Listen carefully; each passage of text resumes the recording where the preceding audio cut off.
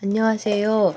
오늘은 그래서 미국하고 한국의 이 정치 엘리트들에 대해서 또 언론 엘리트도 잠깐 나오겠지만 말씀을 드리려고 하는데 드려야 하는 말씀 내용이 좀 너무 많아서 길어서 제가 쓴 거를 최대한 빨리 또박또박 읽도록 애를 써보겠습니다. 제가 1990년대 초에 읽은 소설이 있는데 그 대부 Godfather 쓴 작가가 이태리 작가가 쓴 소설이었는데 미국 대통령 이름이 케네디인 미국 대통령의 딸을 전 세계적으로 악명 높은 이슬람계 테러리스트가 납치해서 벌어지는 이야기였습니다. 근데 그 주제가 목적을 위해서 나쁜 수단도 정당화시키는 게 쓰는 게 올바른 일이냐.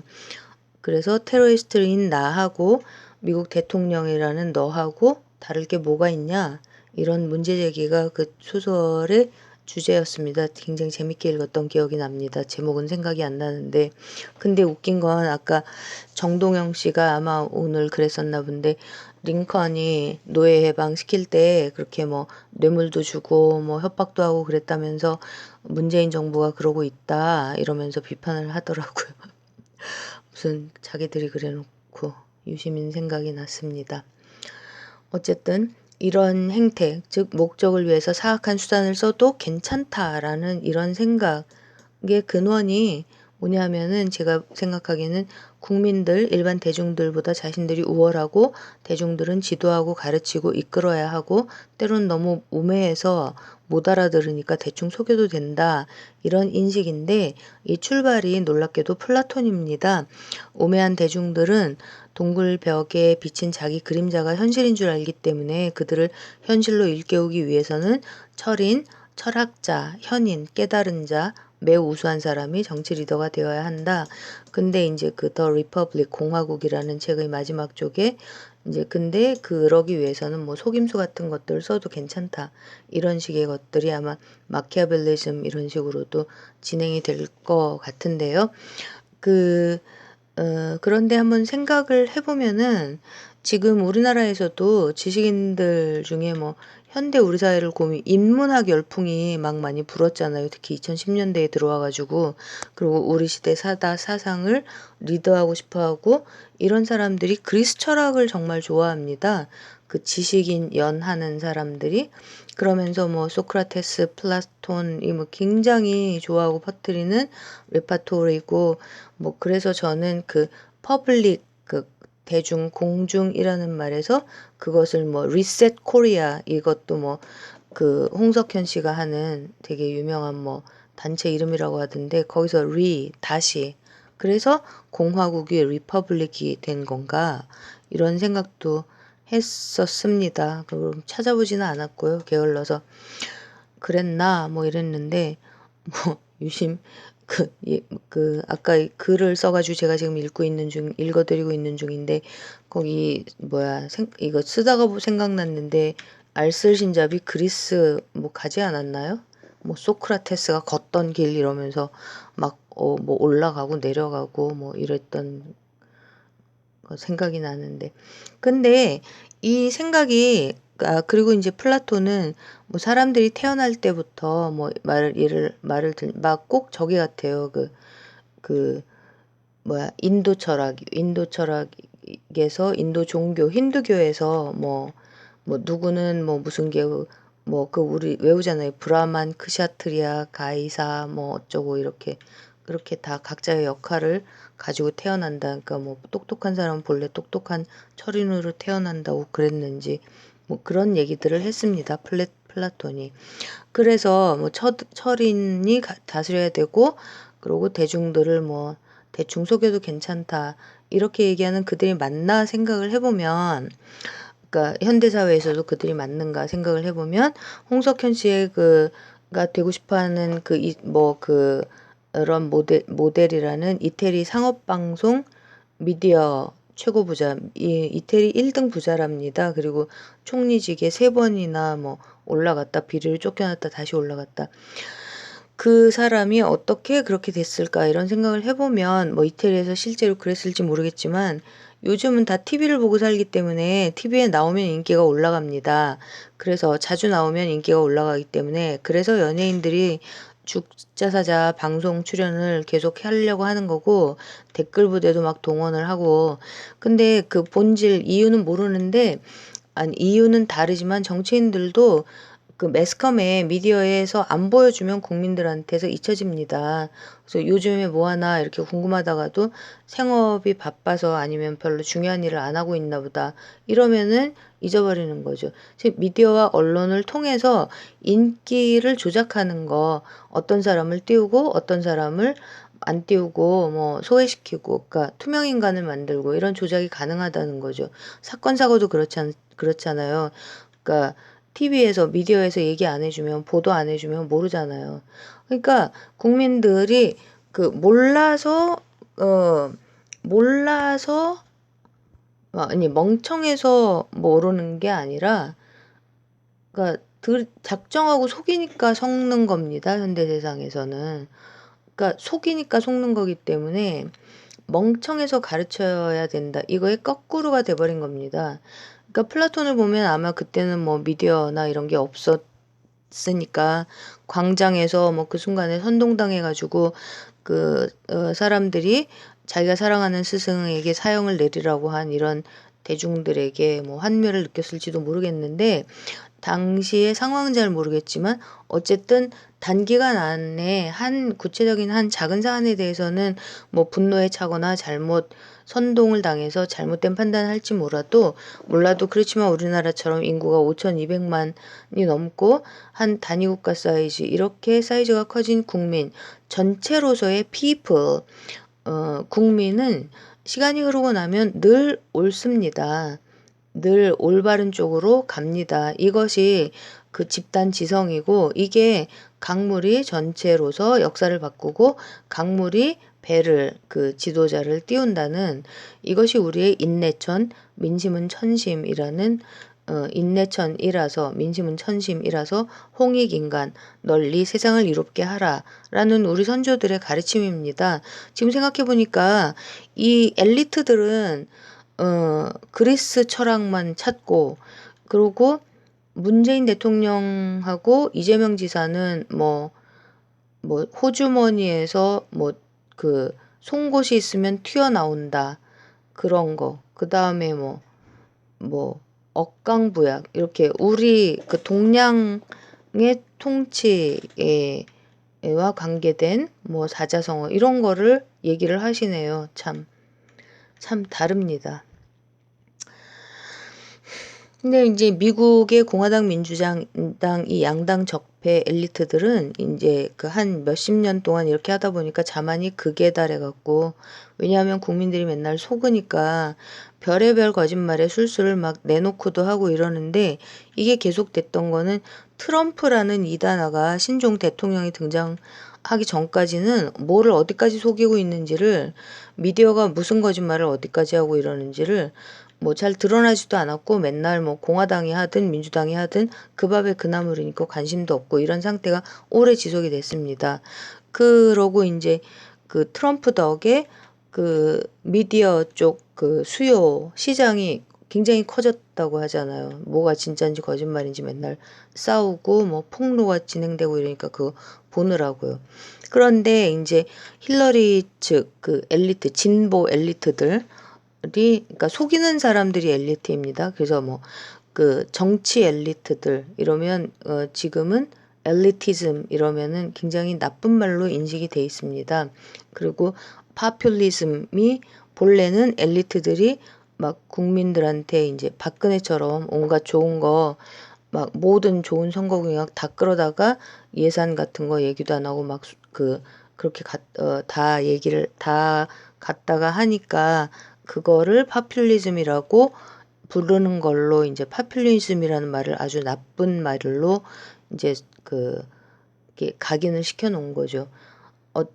어쨌든 그 엘리트인 정치 엘리트인 힐러리가 선거 때 어떤 식으로 했냐면은 이제 그 홈리스 분들을 돈을 주고 이제 고용을 해가지고 트럼프 선거 유세장에 가서 트럼프한테 너는 인종차별주의자고 여성 혐오자다 이렇게 막 샤우팅하면서 이렇게 소란을 피워가지고 그게 TV에 잡히면은 돈을 줬거든요. 그리고 깨끗하게 하고 가면은 더 주고 뭐 이런 일들을 막 했는데 이거를 싹 다 잠입 취재를 해가지고 1년이 넘게 힐러리 캠프를 쫓아다니면서 이제 자원봉사자 이렇게 해가지고 비밀리에 녹화를 해서 터뜨린 게 프로젝트 베리타스라는, 그러니까 베리타스는 진리라는 아마 라틴어일 텐데 프로젝트 베리타스라는 아주 이제 젊은 사람들이 우리나라 그 고발뉴스 같이 이렇게 진행하는 군소 언론 단체에서 이거를 밝혀내가지고 그래서 그거에 중책을 맡은 사람이 그러니까 이제 자랑 삼아서 막 내가 이런 것도 했어, 이런 것도 했어, 이런 거를 이제 다 녹음을 해가지고 틀어버렸습니다. 그리고 그런 데도 있었고 또 자기 자신들을 애국자의 막 이렇게 워리어라고 부르더라고요. 그러니까 we patriots 이러면서 워리어 전사라고 부르는 일반 개개인들이 인터넷 갖고 막 힐러리 측이 잘못한 거, 거짓말한 거 이런 거를 막 조사하고 수색하고 이래가지고 고발해갖고 폭로하는 이런 과정들이 있었습니다. 그리고 이제 미국에서는 그 정치 엘리트 이쪽에 샌더스하고 힐러리하고 이런 사람들이 있었는데 이때 당내 선거, 그러니까 2016년에 이제 후보를 정하는 당내 선거, 아마 이거 전자 투표기를 썼기 때문에 부정선거가 가능했을 것 같은데 그거는 잘 못 봤는데 어쨌거나 오바마 행정부가 도와줘서 힐러리가 본래는 샌더스 표가 더 많이 나왔는데 힐러리가 이제 당선이 된 이거가 엄청나게 큰 이슈였거든요. 근데 샌더스는 그냥 승복을 했습니다. 승복은 했는데 그 과정과 관련돼서 그러니까 작은 사안들, 구체적인 사안들을 담당했던 변호사가 꼭 이제 박근혜 오촌 살인 사건 탄핵 때 SBS 그것이 알고 싶다 여기서 막 방송되고 그랬을 때 그때 취재를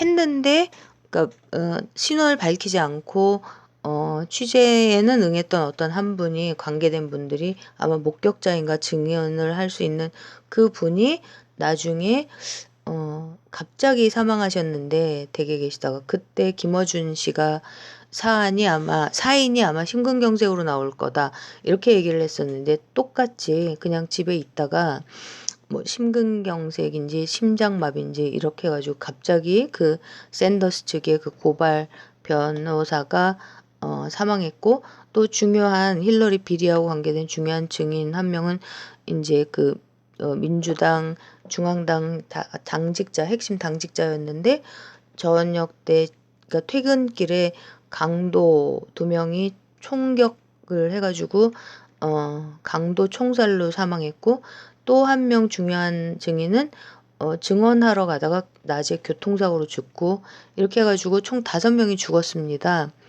그래서 제가 이런 걸 알고 있었기 때문에 갑자기 노회찬 의원님이 지난 여름에 돌아가셨을 때 진짜 너무 이렇게 소름이 끼치면서 우리 국민들이 이제 저를 포함하는 거죠. 이렇게 정신 안 차리고 그냥 있다가는 우리 문재인 대통령님하고 이재명 지사님 그리고 제가 경선 과정에서 지켜보면서 더 이제 신뢰하게 된 박주민 그다음에 송영길 뭐 이런 국민들을 위해서 진짜 중요한 말을 하고 중요한 활동을 하는 이런 정치인들을 지켜내지 못하겠구나 이런 생각이 들면서 정신이 번쩍 났었습니다.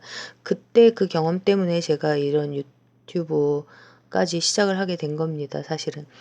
그러니까 더 이상은 안 되겠다 싶어가지고 용기를 내서 시작을 했는데 이제 이렇게 지금은 이제 우리 대통령님하고 이재명 지사님 얘기만 하고 있지만 제가 올리지 못한 당대표 선거 관람기 제목이 진표 부대와 해찬들 부대는 동전의 양면 이게 제목이었는데 아무튼 언젠가는 좀 여유가 생기면 당대표 선거 관람기를 다시 녹음을 해서 올려드릴 수 있을 것 같습니다. 기회가 오겠죠. 어쨌든 트럼프는 이단아였지만 그의 어젠더가 뭐였냐면 극도의 빈부격차, 이 자본주의 사회의 극도의 폐해, 자본주의 사회주의 전부 다 그냥 말로만 하고 사실 현실 그대로 그러니까 이렇게 좋은 쪽 국민을 위해서 제대로 하지 않으면 항상 피해가 그러니까 도출되기 마련이잖아요. 저 자본주의의 폐해가 얼마나 극악합니까? 사회주의도 그냥 하면 그 뭐지?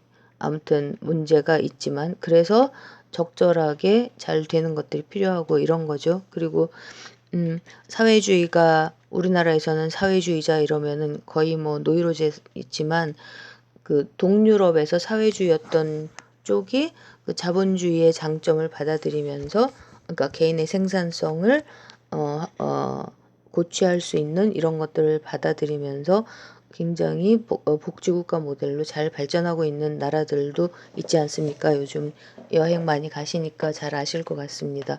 어쨌거나 극도의 빈부격차 세계 1위인 여기에 대항하는 어젠더를 가진 그 트럼프를 선택한 주체가 미국 국민들이었습니다. 미국 국민들이 역사를 바꾼 겁니다. 그리고 전 세계적인 이런 그 극단적인 빈부의 양극화, 그러니까 착취죠. 그러니까 초국적 기업의 너무 심한 거의 살인적인 학대에 달하는 이런 착취, 아웃소싱 뭐 이런 것들을 외주를 주고 찬탈해가고 이런 것들이 너무 극에 달했기 때문에 트럼프가 선택된 거라는 걸 우리나라에서도 잘 알고 계시는 분이 계시더라고요. 그러니까 그 JTBC에서 트럼프 당선된 그날 2016년 11월 8일 날 밤에 심야 토론을 하는데 또 유시민도 나왔죠. 출연을 했고 그러고 그 전직 주한 미대사하고 문정인 지금 현재 특보 이렇게 나오셔가지고 토론을 하는데 그 주한 미국 대사님은 트럼프에 대해서 완전 100% 알고 계시는 전문가였는데 그런 전문가분들은 그냥 요즘 조용히 계시죠. 미디어 매스컴에서 안 띄우죠. 안 띄우고 그리고 아마도 적폐 세력들 때문에 문재인 대통령님도 그러니까 기용해서 쓰지도 쓰는 거에도 뭐 그런 분이 계시다는 걸 알고 계셔도 뭐 일부러 안 부르실지도 모르겠습니다. 어쨌거나 우리나라에서는 뭐 유시민처럼 진짜 거의 저는 뭐 사악하다는 표현까지 쓰고 싶어지는데 그렇거나 아니면은 반만 알고 뭐 이런 사람들 그 아이빌리그 미국 아이빌리그 하버드 예일 프린스턴 뭐 이러면 완전 껌뻑 주는 이런 사람들만 우리나라에서 설치고 있는데 저는 이 사람들이 미국의 그 가짜 진보 발악에 그러니까 저는 이 사람들이 친미 사대주의자라고 생각합니다. 요즘 같은 세상에서는 이 사람들이 사대주의자라고 생각하고 이 사람들은 자기 머리로 생각을 할 줄 모르고 전 세계를 리드한다고 보여주는 권력자들의 생각을 그대로 따라하고 뺏기고 그 사람들 이름을 막 주워 섬기면서 그러면서 자기가 이제 그러니까 한국은 조그맣잖아요. 그런 자기가 속한 작은 지역 뭐 나와바리라고 그러잖아요. 일본말로. 그런 데서 이제 나는 이런 것도 안다 이런 식으로 잘난 척을 하는 것 같습니다. 학계는 더 심하고요. 이 사람들 본래 별명이 바나나입니다. 바나나 동양인들은 번네인너 왜냐하면 속이 하얗고 그러니까 겉은 황색인종 노란데 겉은 근데 속 생각이 자기가 백인 그 미국을 리드하는 백인 그 지도층이라고 생각하는 번네인너 흑인들은 이 별명이 오레오인데 그러니까 겉은 까만데 속에 하얀 크림 있는 그래서 오레오라 그랬는데 오바마가 당선되고 나서는 이 오레오라고 불리던 이 그룹의 사람들이 이제 하도 설쳐갖고 그 별명도 뭐 부르는 거 들어보지도 못했습니다. 그리고 본래는 그러니까 일반 흑인들이 오레오들을 굉장히 그 아이덴티티 정체성도 없고 이렇다고 막 좀 좋아하지 않고 그랬었는데 힐러리 얘기를 다시 말씀을 드려보면은 범죄 사실이 너무너무 많아갖고 다 나중에 드리겠고 오늘 주제와 관계돼서는 즉 그러니까 목적을 자기들이 옳다고 생각하는 목적을 위해서 불법 부당한 수단을 막 정당화해가지고 별별 범법 행위를 다 하는 이런 것들 중에 하나가 뭐냐 하면 이제 이메일 33,000건을 아까 유출해가지고 문제가 엄청 많이 됐던 그것과 관계돼서 소환장을 받았는데, 그러니까 소환장을 받았다는 거는 이제 증거를 제출하고 이러라는 거잖아요. 일종의 뭐라 그러죠? 그 증거를 제출하는 이런 서피나를 받았는데 그 후에 자기 컴퓨터 하드하고 핸드폰을 이거는 거짓말이 아닙니다. 진짜 거짓말이 아닙니다. 그 망치로 다 때려 부셨습니다. 자기 사무실에 있던 직원들하고 컴퓨터를. 이거는 뭐 아직도 이렇게 증거가 너무너무 널려 있는데 이 적폐청산이라고 하는 게 얼마나 어렵냐면 어 뭐 오바마 뭐의 외국인 사찰법 뭐 위반 사항 뭐 선거 부정 그다음에 힐러리가 실제로 러시아 사람들하고 이제 짜고 미국의 우라늄을 팔아먹고 이렇게 러시아하고 짜고 치면서 돌아간 쪽은 힐러리거든요. 국무장관 때. 근데 그거를 이제 트럼프한테 다 지들이 한 걸 다 뒤집어 씌웠죠. 어쨌거나 범죄 사실들이 줄줄이 사탕인 이런 사람들에 대한 조사는 아직 시작도 못했습니다. 수사는 시작도 못했고 그리고 그 적폐 세력 법무부 차관한테 밀려갖고 이제 겁나고 뭐 그래서인지 뭐였는지 어쨌든지 간에 자기 할 일을 안 하고 그냥 이 모든 과정에서 손 떼고 놀다시피 하고 있던 법무장관은 그 사람 이름이 세션스인데 이제 공화당 상원이었다가 트럼프가 지명했던 이 법무장관도 그 중간 선거 지나고 최근에 이제서야 해임을 했습니다. 그래갖고 누구를 임명을 할지 뭐 뮬러 특검이라고 그 수사하는 그 특검 러시아 스캔들 그게 무슨 특검을 그 무기한 평생 하는 건지 어쨌든 아직도 하고 있는 그 특검이 어떻게 될지 이런 거에 국민들이 이제 촉각을 곤두세우고 있죠. 이렇게 적폐 세력과 그다음에 권력 투쟁이라는 게 이제 그 적폐 세력과 그다음에 적폐를 청산하고자 하는 그런 세력 사이의 힘의 역학관계 속에서 진행이 되는 거고 미국처럼 형편이 좋은 나라도 이렇게 오래 걸리고 힘겨운 일이다라는 말씀을 드리고 싶어서 이런 말씀을 드린 거였고요. 그러면 이런 이제 엘리트들의 속이는 이런 그 적폐, 진보 적폐죠. 진보 엘리트들. 그러니까 진보 뭐 무슨 이슈를 말하든 어쨌든 정치 엘리트들하고의 관계 속에서 이제 문재인 대통령이 이재명 지사 죽이기에 뭐 주범이라든지 아니면은 가담하고 있다든지 아니면 절대 몰랐을 리가 없고 모르고 가만히 있다면 그러니까 시키는 거 아니면 멍청한 거다. 뭐 이렇게 말씀을 많이 하시는데, 그러니까 여기서 이제 생각을 해봐야 될 게 뭐냐면은, 그러니까 왜 미셸 오바마가 이 얘기한 거 저는 이게 미셸 오바마가 얘기를 했기 때문에 별로 쓰고 싶진 않지만 어쨌거나 우리나라에서 너무 유명하니까요. When they go low, we go high. 그러니까 쟤네들이 저질러 놓을 때 우리는 좀 수준 있게 놀자 이런 말이 되겠죠. 그러니까 다른 사람이 제가 뭐 제가 신뢰하거나 뭐 믿어온 사람이 이런 얘기를 했다면 해석을 좀 더 그러니까 나이스하게 해드렸을 텐데 미셸 오바마가 이렇게 누구한테 한 말이냐면 이거 힐러리한테 한 얘기입니다. 힐러리한테 2012년 민주당 경선 때 후보 경선 때 힐러리하고 오바마하고 붙었었는데 둘이서 이명박하고 박근혜하고 붙듯이 그렇게 정말 자기 서로 네가 이거 범죄다, 네가 이 범죄 저질렀다, 아니야 적나라하게 붙었는데 그때 힐러리가 오바마한테 너 사실은 케냐에서 출생했잖아. 그러니까 미국은 그러니까 출생지주의가 속인주의, 속지주의 다 쓰는데 대통령이 되려면 반드시 그러니까 미국 영토 안에서 태어나야 되는데 그러니까 오바마한테 힐러리가 너 케냐에서 출생했잖아. 그래갖고 그때 미셸 오바마가 힐러리 보고 한 얘기입니다. 쟤들 저질로 놀 때 우리는 수준 있게 놀자 라고. 근데 또 나중에 힐러리가 이 말을 내 친구 미셸 오바마가 이렇게 말했지라고 그 트럼프하고 경선하다가 이 말을 해갖고 또 트럼프한테 허벌나게 깨졌죠. 그거 미셸 오바마가 너한테 한 얘기잖아. 너한테 이러면서 미셸이 네 친구냐? 막 이랬어요. 트럼프가 그때. 진짜 친구야? 막 이렇게. 어쨌거나 그 문 대통령님은 자기를 그러니까 어떤 일에 엮으려고 공작한 내용은 절대 모르셨을 겁니다. 왜냐하면 이 엘리트들이 쓰는 이런 것들 중에 제가 무슨 자꾸 간첩 같은 용어를, 스파이들이 쓰는 용어를 쓰게 되는데, 공작을 합니다. 그러니까 그래서 어떤 사람을, 그러니까 이거 이제 우리 영화에 많이 나오잖아요, 이런 거.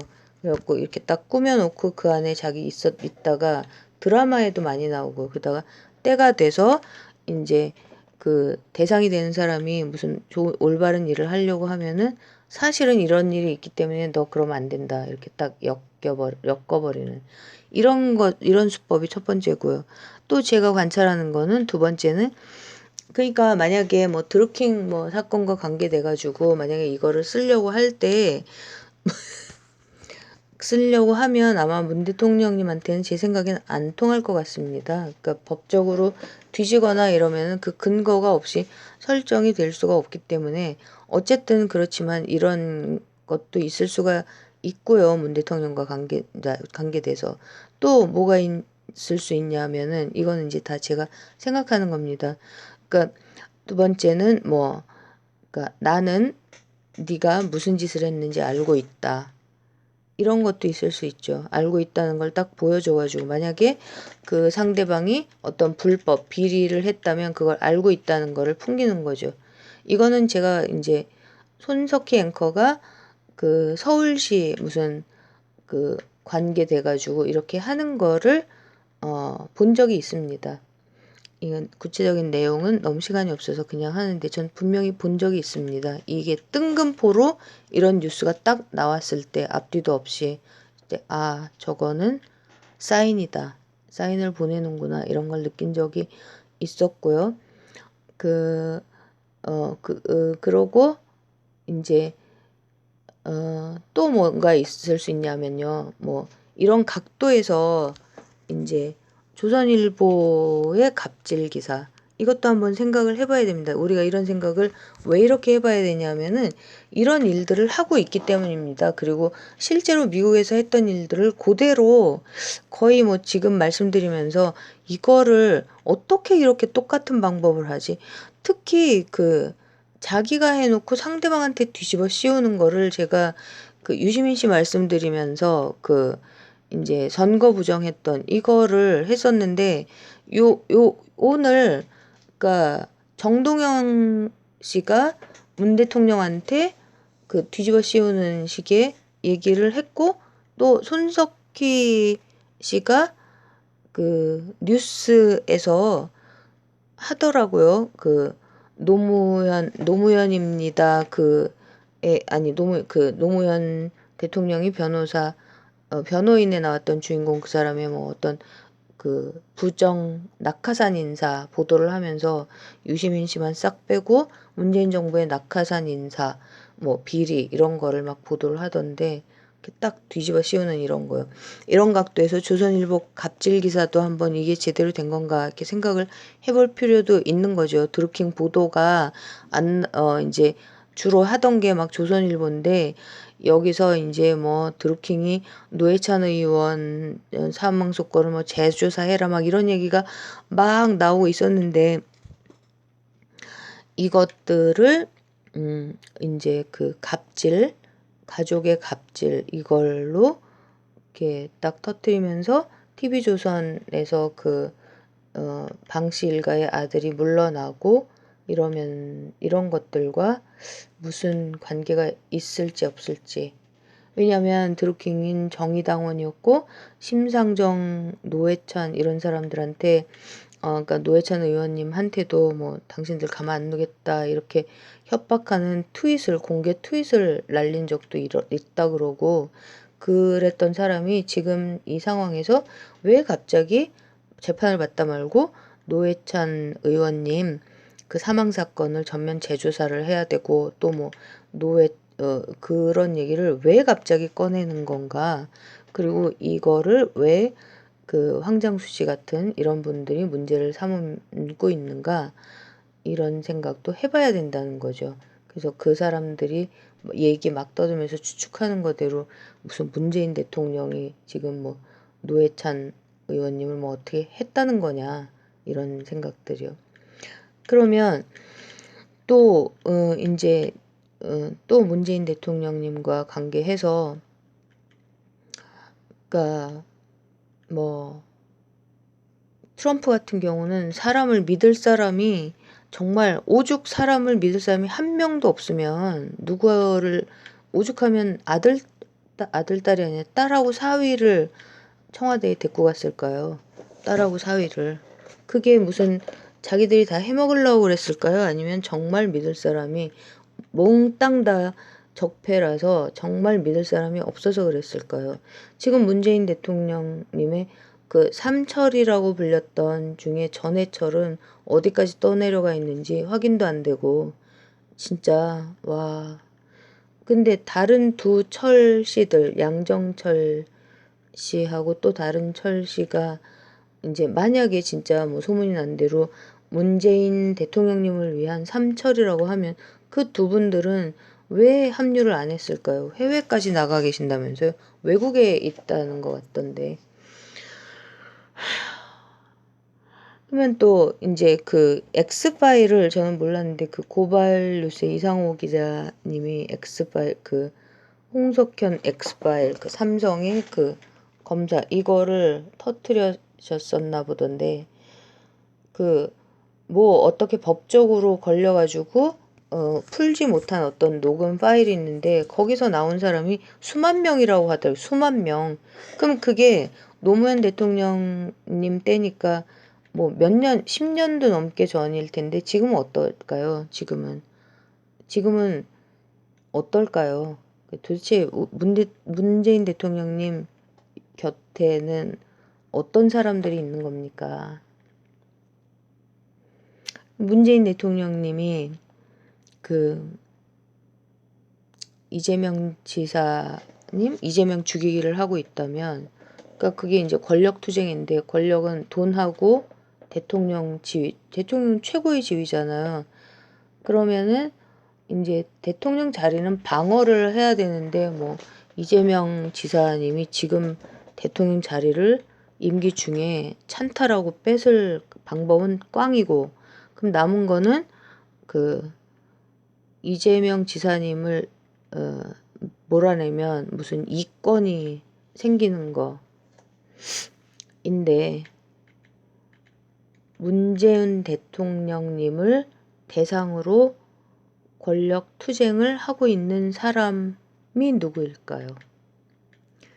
그런데 오늘 아주 재밌는 얘기가 또 나왔습니다. 뭐냐면 그러니까 유시민 씨가 썰전에서 제가 이제 그 촛불 전국 이후로는 유시민 씨 나오는 썰전을 전부 다 봤는데 그러니까 좋지 않게 말한 정치인이 딱 두 명이었는데 이재명 지사님 빼고 그게 누구냐면 그 추미애하고 송영길 의원이었습니다. 근데 이제 추미애 씨가 김민석 씨를 끌어들였을 때 저는 김민석 씨도 신뢰하지 않습니다만 어쨌거나 그 추미애 씨가 당대표였을 때 뭐 김민석을 무리하게 끌어들이느라고 뭐 이 사단이 벌어졌다 뭐 이런 식의 얘기를 딱 한 적이 있었는데 근데 그 저는 그 미국 9.11 이 사건을 겪은 이후에 무슨 안전사고 같은 게 터지면은 저게 왜 일어났을까? 그러니까 미국에서 그런 꼴을 하도 많이 봐갖고 왜 저렇게 됐을까? 이런 생각을 자동으로 하는 습관이 돼버렸는데 그게 근데 이제 KT가 이제 사고가 났잖아요. 근데 그래서 궁금해져가지고 그 KT에 그러면 저거 왜 저랬지? 그러면 노무현 재단이 지금 문제가 되고 있는데 이재명 지사님 그 뭐죠? 그 트위터 정의를 위하여 하고 그 노무현 재단 얘기가 자꾸 나오는데 노무현 재단은 어디 있을까? 주소를 찾아봤더니 마포구 신수동에 있더라고요. 근데 불난 KT 회사가 충정로라 그러길래 마포구는 무슨 영향 없나? 뭐 이렇게 무슨 관계가 없을까? 이런 생각을 막 하고 있는데 이 김민석 씨가 그 무슨 이관계에 속지 않는다 이런 걸로 얘기를 하면서 마포구도 큰일 났다. 마포구가 뭐 어쩌고저쩌고 뭐 서버 백업이 다 날아갔다 그러더라. 뭐 막 우리가 이거를 뭐 그래서 뭐 다 뭐 이렇게 생각을 해봐야 된다. 이 안전 문제에 대해서 대발 이런 얘기를 하더라고요. 그러고 또 오후에 KBS 보도를 봤더니 그 KT 거기가 최근 2~3년에 걸쳐서 주변 기지국들을 많이 흡수해서 그 급수가 그 D에서 이렇게 올라가야지만 정부의 그 감리 감독을 받는데 그게 보고 그냥 회사가 말해주는 사항이라서 그 회사가 그 얘기를 안 해줘가지고 사이즈가 엄청나게 커져서 마포구 뭐 이렇게 5개구를 관리를 하게 됐고 뭐 경기도 어디까지도 관리를 하게 됐는데 그거가 그 감독의 대상이 아니어서 안전관리가 소홀했다. 최근 2~3년 사이에 그랬답니다. 그런 과정이 거쳤다라는 얘기를 들으면서 와, 저게 저런 과정이 있었구나 이런 생각들을 했습니다. 그러면 이렇게 진행된 이런 과정들에 대해서 여러분은 이제 문재인 대통령님 얘기만 일단 하면 어떻게 대응을 할 수 있다고 생각을 하십니까? 다 알고 계신다고 해도. 그래서 만약에 이렇게 뭐 상상 속에서 아니면 가능성으로 생각을 해볼 수 있든 어쨌든 어떤 뭐 저는 아까 그 KBS 보도를 보면서 와, 그 불이 났는데 그래서 그러면은 그 주변에 있는 CCTV 이런 게 다 고장 안 났나? 혹시 고장 났으면 어떻게 저거? 어떻게 된 거야? 막 이런 생각을 했죠. 뭐 그런 일들 많지 않습니까? 어떤 상대방이 어떤 목적을 위해서 그야말로 무슨 영화에나 나올 것 같은 그런 증거를 남기지 않는 비열한 이런 수단을 쓰고 있다면 그렇다면 대한민국의 대통령은 어떻게 해야 되나요? 어떻게? 그런 어둠의 방법들이 만약에 진행이 되고 있다면 그것에 대해서 어떤 방법으로 맞서나요? 어둠의 방법으로 맞서나요?